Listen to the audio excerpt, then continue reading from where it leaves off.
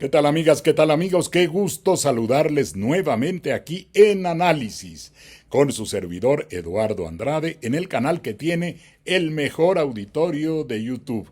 Auditorio que crece día a día. Suscríbanse ustedes también si les gusta esta emisión. Quienes no lo han hecho pueden hacerlo y serán bienvenidos a este gran grupo del mejor auditorio de YouTube.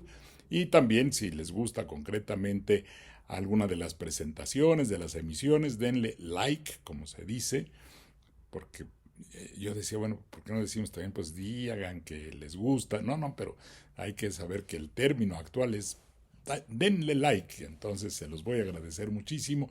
Y gracias por sus comentarios tan amables siempre. De verdad es un placer recibirlos.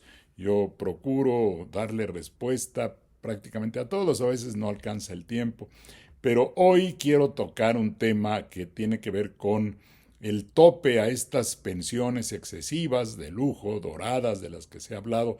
La presidenta de la República anunció que va a enviar una iniciativa la próxima semana para que a nivel constitucional, en el artículo 127, se determine que las pensiones no pueden rebasar más de la mitad del sueldo asignado a la presidenta de la República y que cualquiera otra que esté por encima de esa tendrá que ser reducida. Ha habido discusiones respecto a esto. Hoy escuchaba yo a Pepe Cárdenas, perdón, aquí le pegué a la mesa, disculpen. Escuchaba yo a Pepe Cárdenas, que le agradezco la mención que hizo a un comentario que le envié a través del WhatsApp por una referencia que algún comentarista hacía sobre que no se podía actuar en contra de esas pensiones porque ya eran derechos adquiridos y que se seguirían pagando. Y no es así. La Constitución sí puede modificar un derecho adquirido, aunque ya esté operando, es la única norma que puede hacerlo. A las leyes ordinarias no se les puede dar efecto retroactivo, pero la Constitución sí puede llegar a tener ese efecto.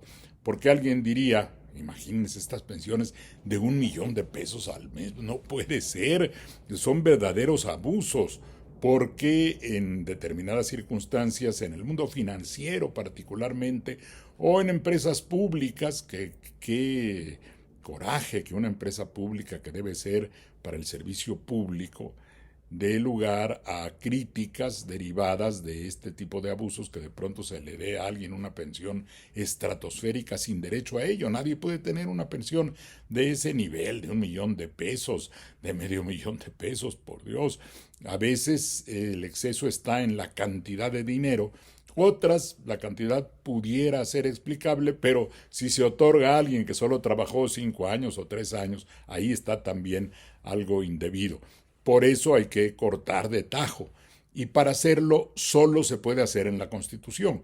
No podría haber una ley que modificara eso, pero la Constitución sí lo puede hacer, porque la Constitución tiene un rango supremo que le permite incluso modificar situaciones que pudieran constituir algún derecho adquirido. Y eso viene, y se hizo muy claramente en la Constitución de 1917, por la necesidad de fraccionar las haciendas, aquellos latifundios gigantescos que eran verdaderos abusos y que tenían a los campesinos en condiciones prácticamente de siervos, habían sido adquiridos teóricamente de manera legal.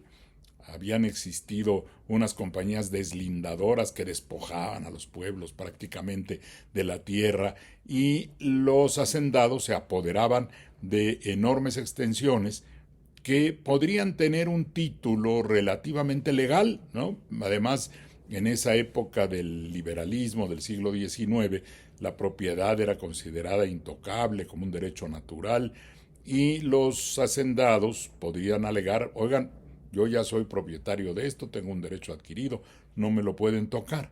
Pues se lo tocaron porque la Constitución tiene esa posibilidad, incluso de reparar injusticias a través de una decisión constitucional. Tan es así que la propia Constitución todavía conserva en el artículo 27 algunas referencias que dicen se declaran nulas las asignaciones o todo tipo de aquellos actos jurídicos que indebidamente le otorgaron tierras a personas que no debieron haberse apoderado de ellas. Y esa nulidad la declaró la Constitución. No hubo ningún procedimiento, simplemente la Constitución dijo, eso es nulo, se decreta un límite a la propiedad privada, 100 hectáreas de riego, 200 de temporal, etc. Hay una referencia específica en la Constitución en su artículo 27, y eso se pudo hacer porque la Constitución tiene esa capacidad de que, aunque se pudiera alegar que hay un derecho adquirido, la Constitución, con su carácter supremo, corrector de cualquier circunstancia que deba ser modificada, puede hacerlo. Y lo puede hacer, claro, a partir del momento en que se decide. Lo que no podría hacerse es decir, a ver, devuelvan lo que ya cobraron, porque eso que cobraron lo cobraron con base en una disposición jurídica que, aun siendo indebida o siendo injusta, tenía una base legal, y ahí sí la circunstancia ya existente, por eso creo que lo comentó la propia presidenta, déjenme decirlo de una manera muy coloquial, ¿no? Ya lo caído, pues ya que ellos ya lo cobraron, a lo mejor ya lo gastaron.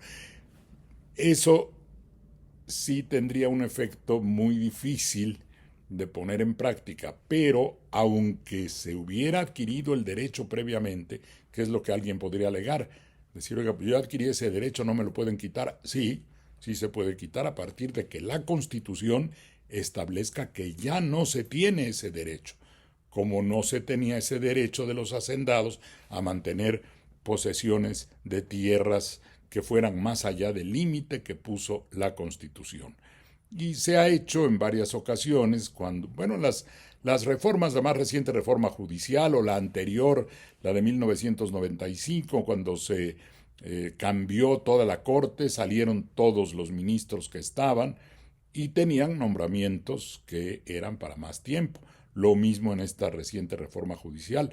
Al ponerse en vigor la reforma de los términos constitucionales, aunque ministras o ministros tuvieran nombramientos de más tiempo, en el momento en que entró en vigor la Constitución, eso que pudiera parecer o que fue en un momento dado un derecho adquirido, dejó de serlo. Y ese cambio es perfectamente factible. Queda claro, pues, que las pensiones tendrán, a partir de la aprobación, que seguramente ocurrirá, la aprobación de la iniciativa que presente la Presidenta de la República, todas aquellas que estén rebasando la mitad de lo que recibe la Presidenta tendrán que ser sometidas a ese control de constitucionalidad. Muy bien, pues es todo por hoy. Muchas gracias. Hasta la próxima.